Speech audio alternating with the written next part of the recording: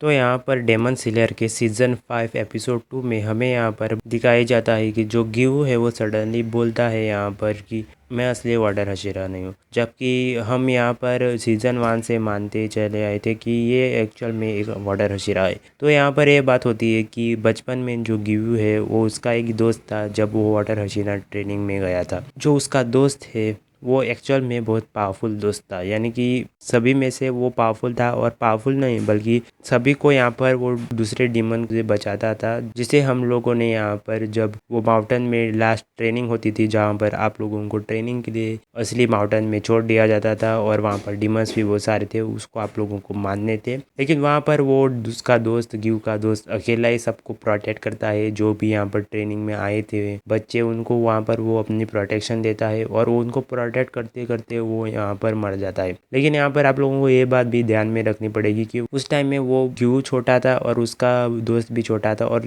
Give थोड़ा ऐसे शांत स्वभाव का इंसान था और थोड़ा डरपोक भी कह सकते हैं। लेकिन जहाँ पर उसका दोस्त एक ब्रेव था और सबको प्रोटेक्ट करने की जिम्मेदारी भी ले रहा था, खुद को प्रोटेक्ट कर रहा था, जुब को भी प्रोटेक्ट कर रहा था, और करते करते वो वहाँ पर मर जाता है। हमें एक्चुअल में कैसे मरता है वो नहीं दिखाया है सीन में, लेकिन वो मरता है। तो यहाँ पर वो उस समय मरने के कारण गिव एक गिल्ट फील करता है कि मैं क्यों जिंदा रहा, वो तो डिजर्व कर रहा था और मैं अभी यहाँ पर इस पोजीशन में हशीरा पोजीशन में क्यों हूँ। अगर वो जिंदा होता तो वो तो मेरे से बेहतर होता। और एक्चुअल में ये भी सही है क्योंकि वो बचपन में इतना पावरफुल तो बड़ा होकर और ज़्यादा पावरफुल तो डेफिनेटली होगा उसका दोस्त। और गिव भी यहाँ पर बता रहा था कि तांजीरो को बनो, तुम बनो ऐसा करके। लेकिन हम लोगों ने साफ साफ, और वो भी जानता है गिव कि वो यहाँ पर वाटर ब्रीथिंग का उतना इस्तेमाल अब नहीं करता है, भले ही वो ट्रेनिंग में उसको वाटर ब्रीथिंग सिखाई थी। तो यहाँ पर क्लियरली मुझे लगता है कि यहाँ पर वाटर हशीरा गिव को बनना चाहिए क्योंकि वो एक्सपर्ट है। हम लोगों ने वहाँ पर